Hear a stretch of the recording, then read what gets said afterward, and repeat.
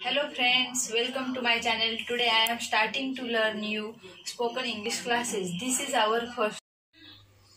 तर मित्रांनो, आपण हा क्लास का चालू केला आहे किंवा आपल्याला का शिकायचं आहे हे सगळ्यात महत्त्वाचं आहे.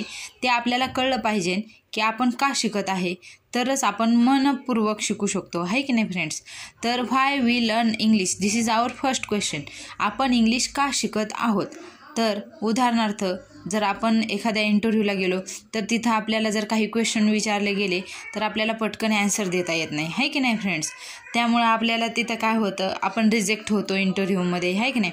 किंवा आपण जर बाहेर गेलो, मार्केट असो, मॉल असो, कुठेही गेलो, तिथं जर एखादी काही इन्फॉर्मेशन असेल तर ते आपल्याला पटकन वाचता येत नाही.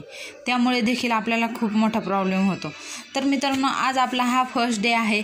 तर फर्स्ट डेला आपण काय शिकणार आहोत, उच्चार म्हणजेच प्रोनाऊन्सिएशन, वर्णमाला, अल्फाबेट्स, आठवड्यातील दिवस, डे ऑफ द वीक, वर्षातील महिने, मंथ ऑफ द इयर, अक्षरांचा उच्चार व लिखाण. तर सगळ्यात महत्त्वाचा जो पॉईंट आहे तो आपला आजचा हा आहे की अक्षरांचा उच्चार व लिखाण. तर मित्रांनो, हे जे आहे हे एकदम बेसिक नॉलेज आहे. तर आपण बेसिक नॉलेजपासूनच स्टार्ट करणार आहोत, कारण आपले जे क्लासेस आहेत ते लहान मुलांपासून तर मोठ्या व्यक्तींपर्यंत कुणीही जॉईन करू शकता, कुणीही पाहू शकता. एकदम सोपं आहे. लहान मुलांना फर्स्ट स्टेपपासून आपण शिकवणार आहोत आणि मोठ्याल्यांनी जरी काही दिवसांनंतर ॲड केलं, 4था 5वा क्लास ॲड केला तरी देखील काही प्रॉब्लेम नाही. तर मित्रांनो, आपण आता फर्स्ट पॉईंट घेणार आहोत इंग्लिश लेटर. तर तुम्हाला तर माहीतच आहे इंग्लिश लेटर किती आहेत आपले, 26 लेटर आहेत A to Z. त्यामध्ये 2 प्रकार पडतात, कॅपिटल लेटर, स्मॉल लेटर. तर आता आपण नेक्स्ट पॉईंट घेणार आहे साऊंड ऑफ लेटर. हे साऊंड ऑफ लेटर जे आहेत ते सगळ्यात इम्पॉर्टंट पॉईंट आहे. तुम्हाला जर माहीत असेल, तुमच्या जर म्हणजे जर घरामध्ये एखादा मुलगा किंवा मुलगी असेल इंग्लिश मिडियमच्या क्लासेसला, इंग्लिश मिडियमला वगैरे जात असेल तर त्यांच्या बुकमध्ये तुम्ही पाहायचं, सगळ्यात पहिलं त्यांना काय शिकवलं जातं, साऊंड ऑफ लेटर. त्यांनी जर ते लर्न केलं तर त्यानंतर जवळजवळ 50% तरी ती मुलं इंग्लिश बोलायला स्टार्ट करतात. हे देखील तसंच आहे. तुम्ही देखील ॲटलिस्ट 25% तरी इंग्लिश बोलायला तुम्ही सुरुवात कराल ज्यावेळेस आपण हे शिकू. तर आपण स्टार्ट करूया साऊंड ऑफ अ लेटर. हे काय आहे, capital A, small A, pronunciation A, आणि अचा साऊंड ऑफ लेटर काय आहे, अ किंवा आ. अला आपण एला काय म्हणतो, अ किंवा आ.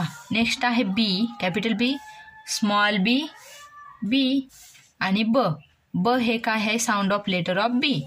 बीचा साऊंड ऑफ लेटर काय आहे, ब.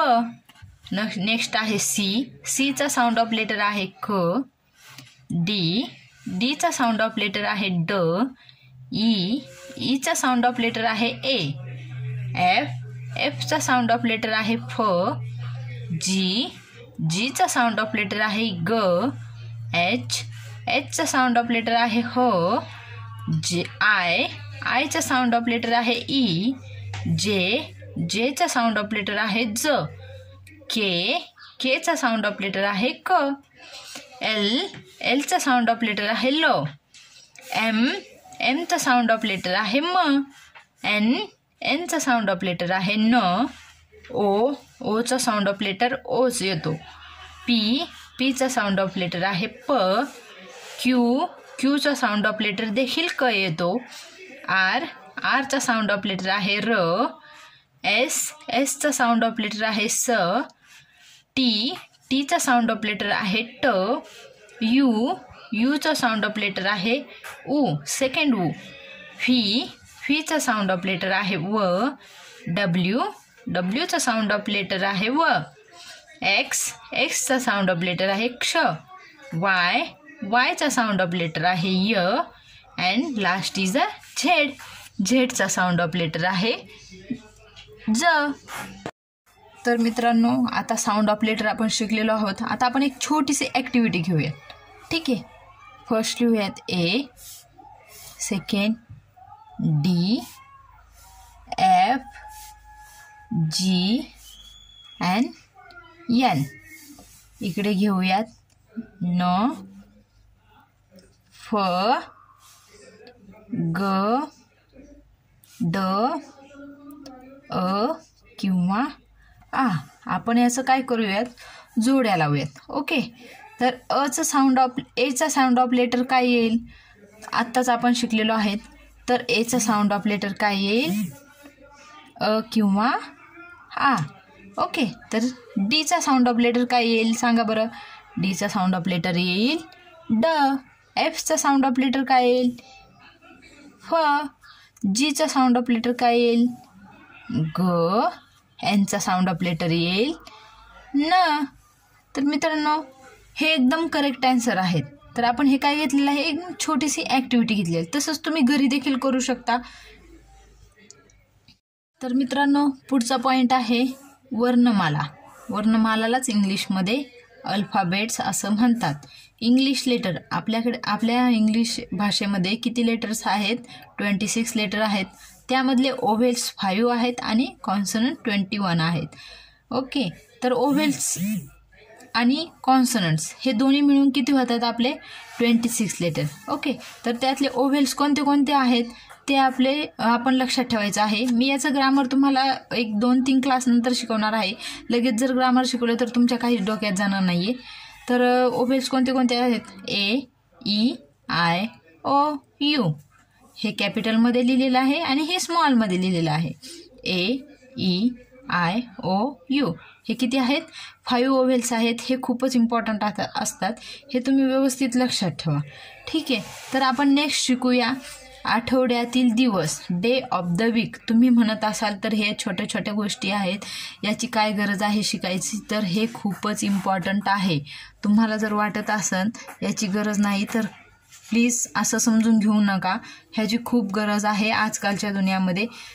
तर फर्स्ट आपल्या डे ऑफ द वीक, आपले किती डे आहेत वीक्समध्ये, 7 डे आहेत. ओके, आपण स्टार्ट करतो संडेपासून.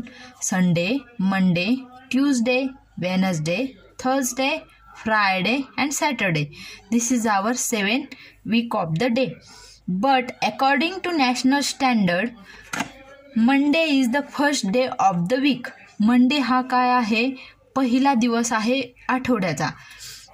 आपण स्कूल वगैरे पाहतो तर ते संडेला काय असतं, सुट्टी असते. तर संडे काय आपण आहे तो लास्टला टाकलेला आहे. According to national standard Monday is the first day. त्यामुळे आपली स्कूल कधीपासून चालू होते, मंडेपासून. आणि संडेला काय असतं आपलं, हॉलिडे.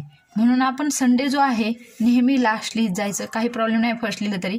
पण पण लक्षात ठेवा एक, as per according to national standard Monday is the first day of the week. हे नॅशनल स्टँडर्डनीच डिसाईड केलेलं आहे. त्यामुळे आपण काय याच्यामध्ये बदल करू शकत नाही आहे. Monday, Tuesday, Wednesday, Thursday, Friday, Saturday and last one is a Sunday. Okay, तर मित्रांनो, आपला हा एक शेवटचा पॉईंट राहिला आहे, अक्षरांचा उच्चार व लिखाण. सगळ्यात महत्त्वाचा पॉईंट आहे. तर अक्षरांचा उच्चार कसा करावा किंवा लिखाण कसे करावे. तर friends, the capital letter is use in the first letter of the word.